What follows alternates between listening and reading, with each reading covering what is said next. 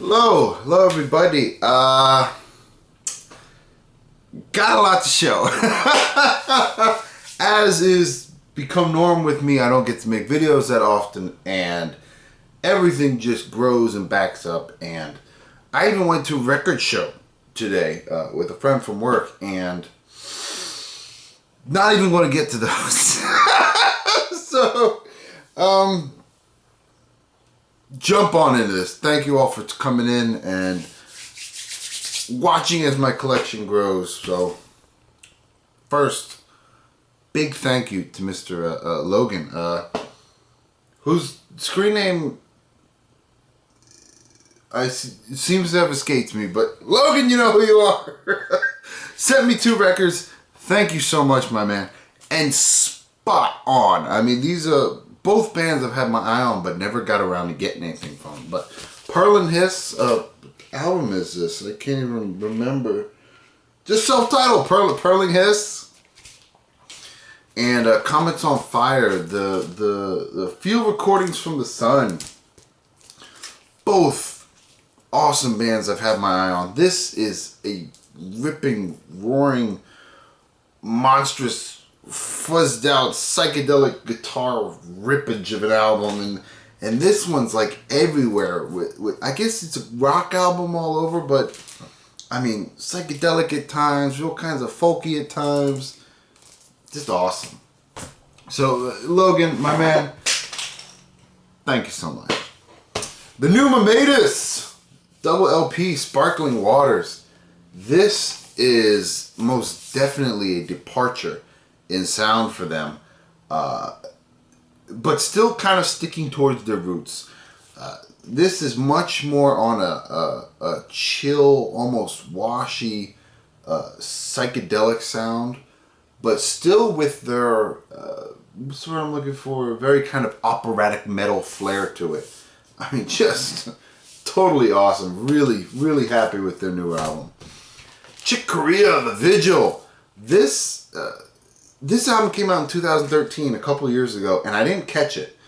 But I was at the library a couple weeks ago, and I just kind of saw it. So I picked it up and I was listening to it, and it is so good. This is almost like, this is Korea going back to his more sort of 70s classic vibe. I mean, this album could have came from 1970. I mean, it is so delicious, and it's Korea really going back towards his roots to that more fusion sound, where with his love of traditional, Spanish music, but also with some intense rock going on as well. Really damn good. The first thing that caught my attention when listening to this was the drummer. This guy I never heard of. It was a Marcus Gilmore. Fantastic drummer. Young guy, like a couple years younger than me. And it turns out in my research, he's actually Roy Haynes' grandson. So, very, very, very cool indeed. And the new Orson Space Collective, Different Creatures. 3 LP set. I gotta take it out. I gotta show you. This is the way a 3 LP set should be, with an actual trifold. Yeah, baby. And I'm not going to show all the vinyl, but I'll pull one out. They're colored, but they're all different colors. There's like a red, a blue, and a yellow one. But again, this is a bit of a departure in sound, much like the Mamatus. This is another departure in sound for this awesome band. You have the additive of sitar, which really gives a new element to the music. There's sitar and violin, and it really brings an Eastern sound to a band that has never really had that in the music before, except for maybe 1 or 2 albums. But just another fantastic effort from them. Orson Space Collective is a band I can't get enough of, so really been looking forward to this one. And there are some long-ass tracks on this. There's one track that's like 30 minutes long, and then the last disc is just one song. It's like 45 minutes long. It's just awesome. They really just taking it to the max on that level. Been wanting this one for a while. It's a promotional split from Earthless and White Hills, 10-inch. Finally got a cheap copy. I think the guy wanted it for like $20. I put a bid of what the hell is it? An offer of like 12, and it came back with 13. I took it. I was like, finally got that added to the collection. The new Zabato Syndicate, great sort of fusion big band.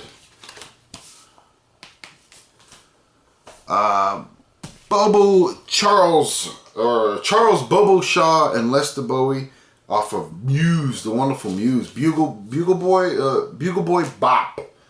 Oh, great album.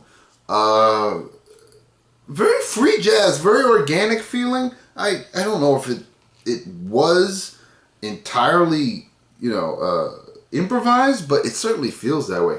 Just drums and trumpet, and that's all you really need. The Hub of Hubbard. Freddie Hubbard. Wonderful album. Oh, at times it's very standard jazz in sound, and at other times, it is out there, especially when the soloing comes in. Richard Davis on bass with Eddie Daniels, Roland Hanna, and Louis Haynes. Just really good album. You see this, don't neglect it. Two. I picked up 2 from the great Trouble in Mind Records. The Invisible Astro Healing Rhythm Quartet. What a mouthful. A great sort of it's a jazz group, but it flows. It's more of a Afrobeat group, if anything, with hints of rock and jazz in it. I picked up their first album years back, and this one snuck up on me. Found out about it. I had to order it. Really damn good. And the new Verma, it's a Mulpain or something like that. Mullipen? I don't even know. Verma is one of those bands that every album has a different sound. Sometimes it's very, sort of loud and psychedelic, and other times it's very mellow, drony. This album is sort of straddling the line of both. There's songs that will have sort of this central one-note ambient drone. Then the rhythm section is just, psychedelically flying over that. It's another awesome album from an awesome band. Let's just put it that way. That every album is an adventure for them. Keith Jarrett, The Survivor's Suite. Wanting this one for a long time. Finally got a nice, clean, and relatively cheap copy of it. The Rise and Fall of the Third Stream, Joe Zawinul. Off of the Vortex label, which was a subsidiary of Atlantic, I believe, and they only did like 13 or 14 releases. Whatever. This album is great. I want to call it almost an experimental jazz record. Because it's this flowy, weird mesh of noise, but still firmly in a standard jazz sound. Just fucking awesome. Absolutely love it. The Jerry Hahn Quintet, Arabian. This is a beat copy, but I found it for cheap, and I had to have it. I have a reissue of this, and this is the original. Just the vinyl nerd in me. I had to have it. And some awesome players on here. You have Jack DeJohnette, Ron McClure, Mike White, and Joel Nukes. Oof. Awesome album. Jack DeJohnette. Speaking of which, Jack DeJohnette Directions. Cosmic Chicken. Woohoo! Picked up a cheap copy. Awesome fusion album. Awesome fusion.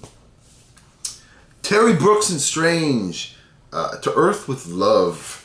This is a killer private press.